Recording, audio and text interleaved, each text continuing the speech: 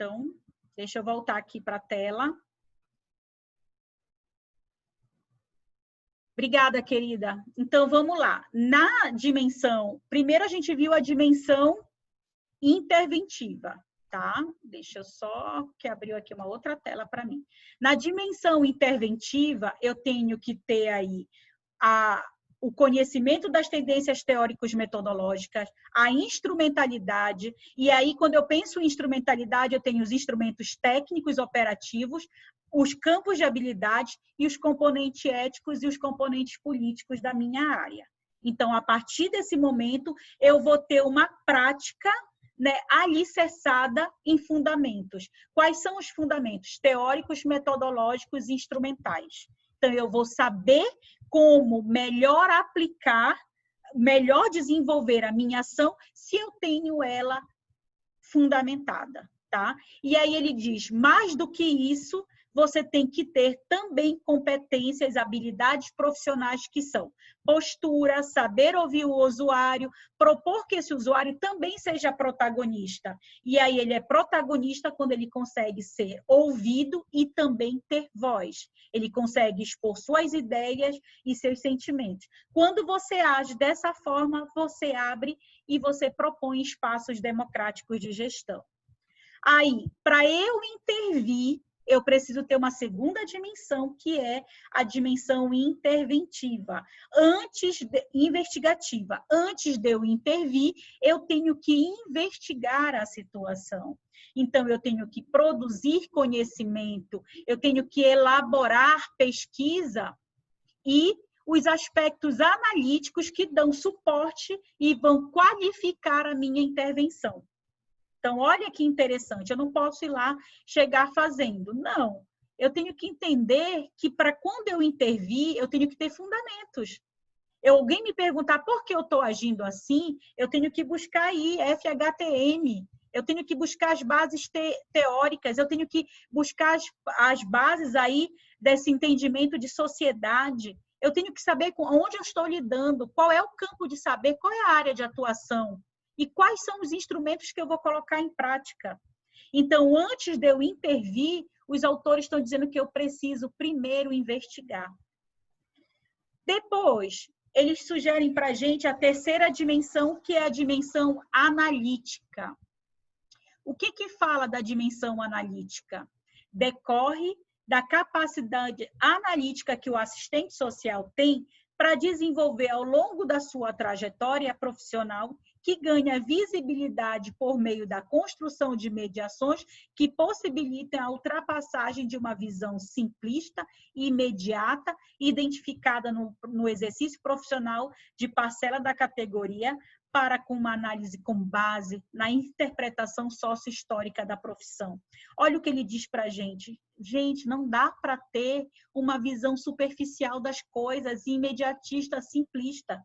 Não, se você investiga, se você implementa, né? Se você, como é que ele, intervém, mas fez essa intervenção com investigação, com base teórica, não com uma visão simplista, mas com uma visão analítica, com base interpretada com esse processo sócio-histórico que a tua profissão te trouxe, você tem aí, você incorre menos erros, você não incorre de ter uma prática, uma intervenção superficial.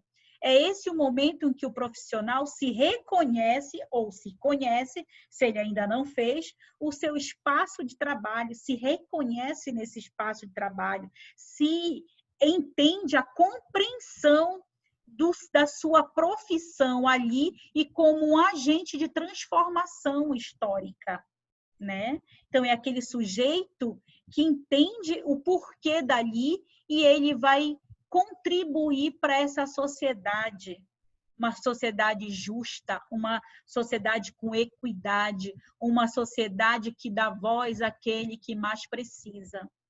É esse o momento em que o profissional se reconhece nesse espaço, realiza a análise organizacional, explica seu conhecimento sobre o espaço organizacional no qual o assistente social realiza suas atividades e reconhece suas competências e atribuições e autonomia profissional, entendendo nesse momento que a autonomia ela é relativa. Autonomia em que sentido? Na realização das suas atribuições. Você tem autonomia como assistente social de intervir como se deve. Claro que você não vai se meter em áreas e ações que não é da sua competência. A autonomia que ele diz aqui é autonomia relativa à sua profissão, à sua função, tá? Então, você vai chegar lá para sua chefe e ela vai dizer, olha, Ruth, Maiana, me tragam como é que vocês, como vocês conduziram aquela situação com aquele menor. Olha, professora, nós fizemos assim, assim, assim. Mas por que fizeram isso? Porque tinha que ser a primeira instituição, de repente, no campo da educação, nós tínhamos que provocar o conselho tutelar, nós fizemos lá a ocorrência, nós estamos acompanhando, depois encaminhamos para a data, vamos chegar no Ministério Público, estamos fazendo isso assim, assim como deve ser. Aí a tua chefe, ela não é assistente social. Ela não tem como te dizer, não, não é assim. Então, nesse momento, você tem autonomia.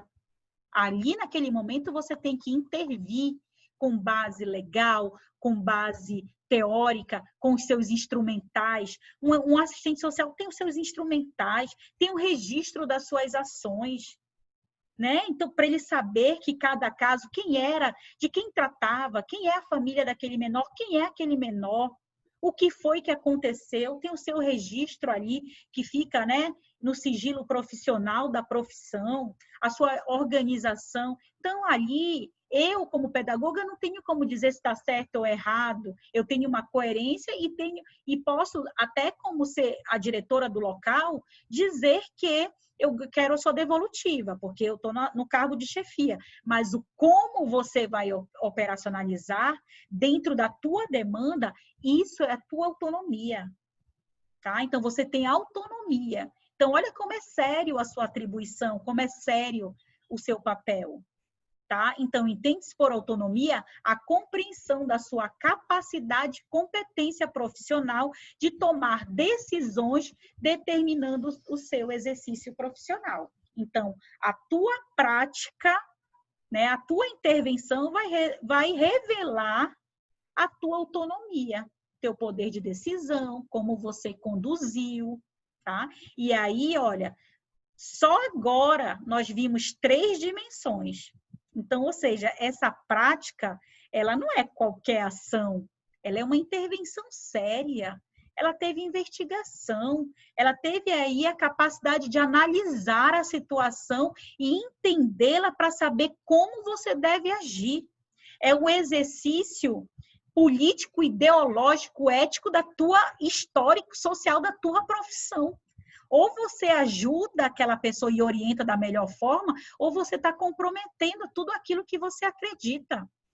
A tua ausência ali também revela o teu comprometimento. O teu mau trabalho, a tua má ação também revela o comprometimento ético-político que você tem com a sua profissão. O deixar para amanhã, o não resolver a situação, já demonstra isso também.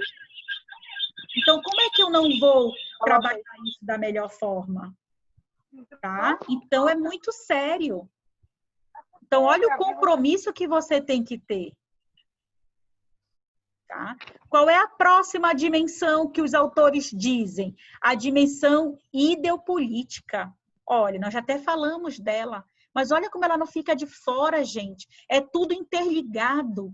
Não, elas não acontecem de formas separadas, elas acontecem juntas, elas estão interligadas o tempo todo. Essa dimensão está relacionada com o significado social que a prática profissional do assistente social vem assumindo. O exercício profissional deve estar vinculado com o projeto societário de uma dada classe social.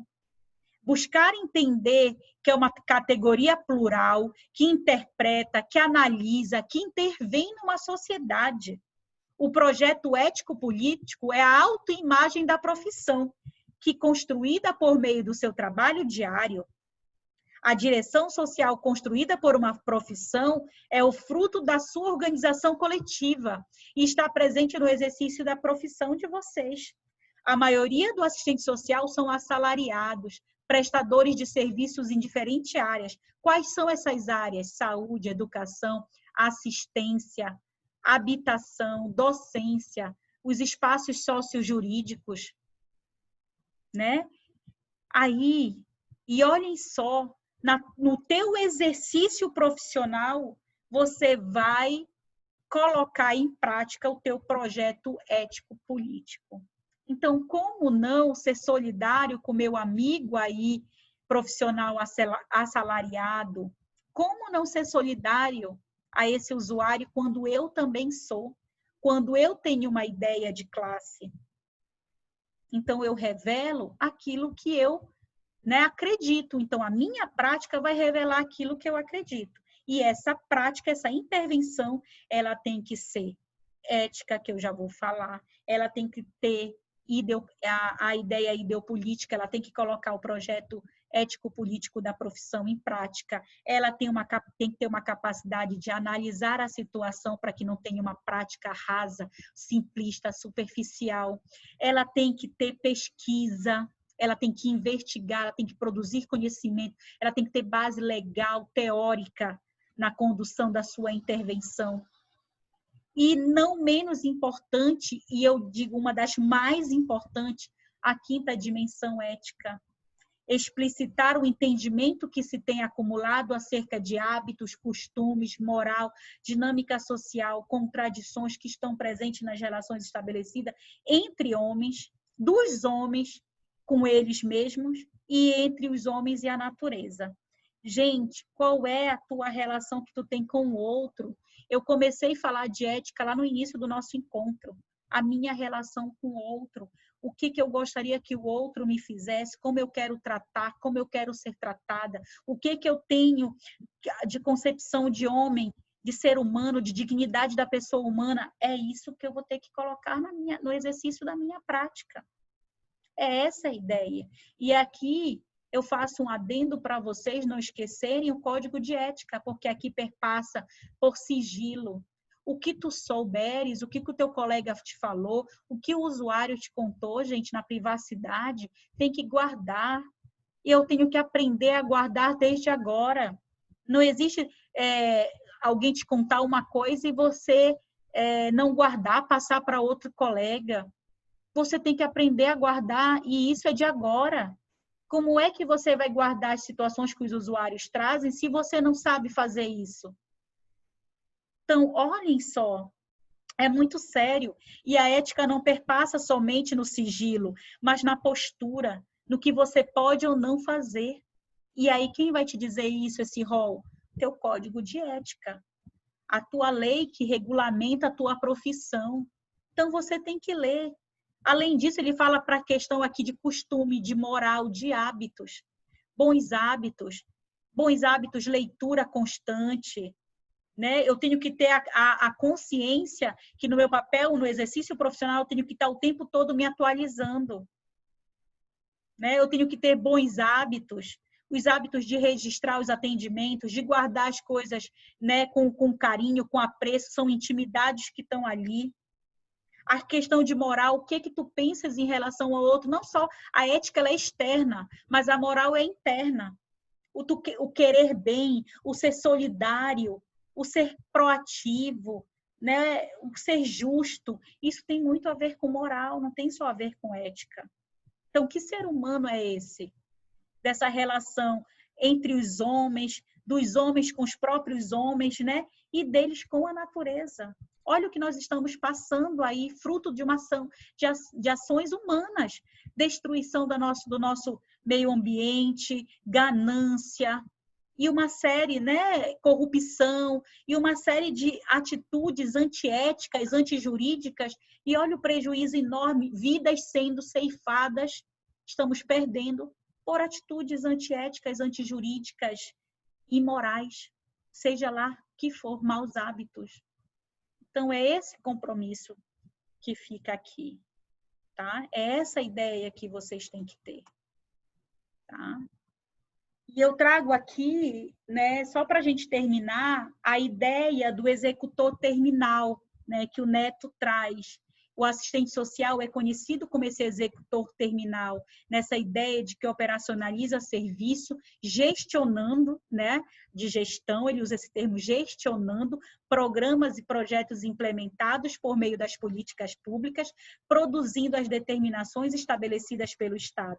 Ele afirma que para enfrentar as questões sociais do Estado burguês, por meio das políticas públicas, é necessário agentes técnicos em 2 planos. Quais são elas? Na formulação e na implementação e no patamar terminal da ação executiva. O que é esse patamar terminal? Na ideia de término mesmo, de finalidade da ação, né? Você está na base, você pode formular, você pode elaborar, você pode planejar, você pode implementar, né? Você pode estar lá na base, no final da ação, tá? Na ação executiva, na fase final, na execução, na colocar em prática, na mãos da obra, é o posto do assistente social. É o profissional investido como um dos agentes executores das políticas públicas. Então, quando ele fala de executor terminal, é essa ideia de que você é um agente executor de políticas públicas, tanto na elaboração ou na implementação, como na execução, na fase, na terminalidade da política pública. Por isso, a ideia de executor terminal. Então, ele executa, ele termina, ele põe em prática e ele pode também elaborar as políticas públicas. Essa era a ideia, tá? Eu não quero correr, o nosso tempo está acabando, faltam 2 minutinhos, porque eu quero conversar com vocês sobre esse último slide aqui que eu estou trazendo, mas a gente termina ele no nosso próximo encontro e já inicia uma próxima atividade.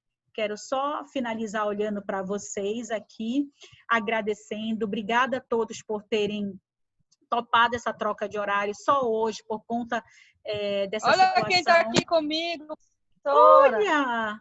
Interrompendo.